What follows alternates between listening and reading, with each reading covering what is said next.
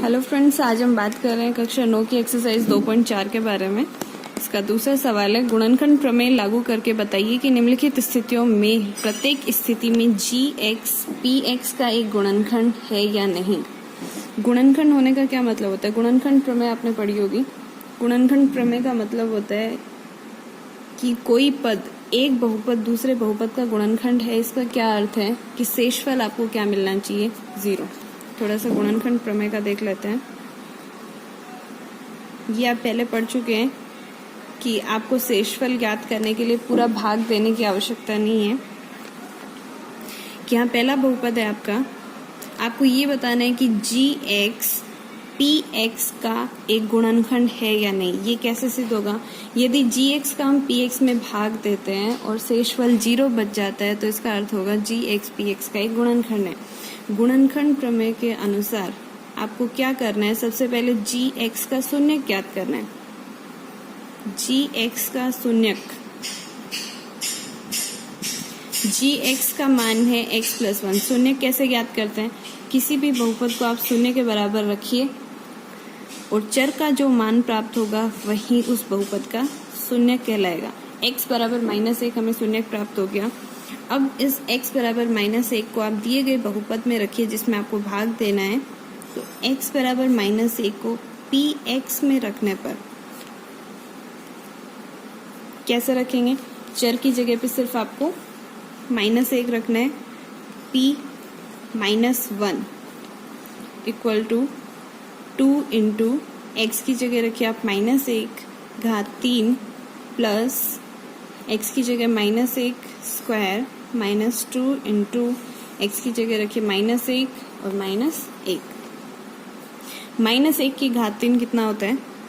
भाई माइनस की घात विषम संख्या तो जाहिर सी बात है माइनस ही आएगा। तो 2 इंटू -1 की घात 3, -1 की घात 3 बना -1 और उसको 2 से इंटू किया तो है आपके पास -2 प्लस -1 का स्क्वायर होता है प्लस का 1। -2 और -1 का गुणा करना है, माइनस माइनस गुणा होके प्लस बन जाते हैं, प्लस का 2 और माइनस का 1। -2 और प्लस का 2 कैंसिल हो गए, प्लस का 1 और माइनस का 1 कैंसिल हो गया, आपका आंसर बचा 0। ये क्या होता है आपके पास? शेषफल।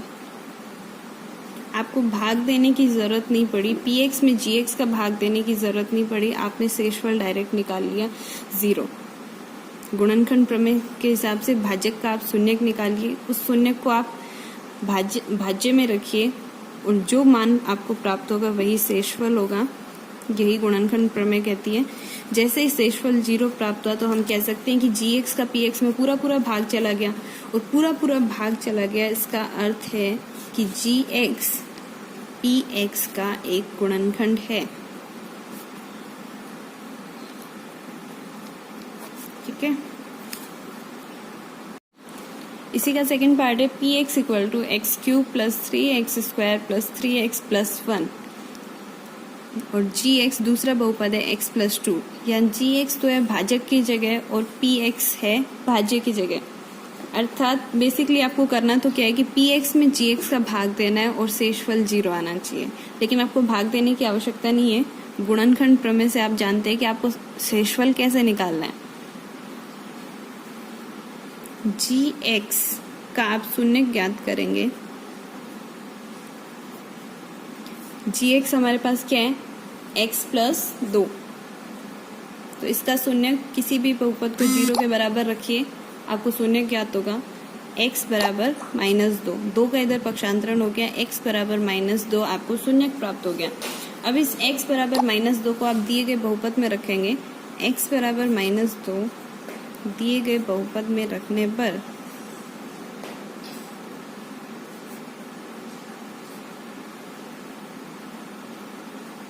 x की जगह आपको -2 रखना है। p -2 बराबर x की जगह -2 रखिए, -2 की घात 3 प्लस 3 गुणा x की जगह -2 स्क्वायर प्लस 3 गुणा -2 प्लस 1। 2 की घात 3, 2 गुणा 2 गुणा 2 यानी 8 और माइनस की घात 3 माइनस प्लस यहाँ -2 का स्क्वायर माइनस का स्क्वायर प्लस हो गया, 2 का स्क्वायर 4 और 4 को 3 से गुणा कीजिए 12। 3 और -2 का गुणा -6 और प्लस का 1। माइनस माइनस की संख्याएं आपस में जुड़ती हैं तो ये हो जाएगा माइनस का 14 प्लस का 12 और प्लस का 1 कितना हुआ, प्लस का 13। -14 प्लस 13 बचा आपके पास -1।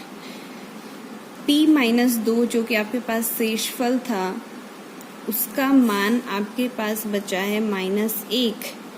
0 बचना चाहिए था लेकिन शेषफल बचा है -1, अर्थात gx का भाग px में पूरा पूरा नहीं गया, अर्थात gx px का गुणनखंड नहीं है। ठीक है, इसी प्रकार आप सभी सवाल हल कर सकते हैं।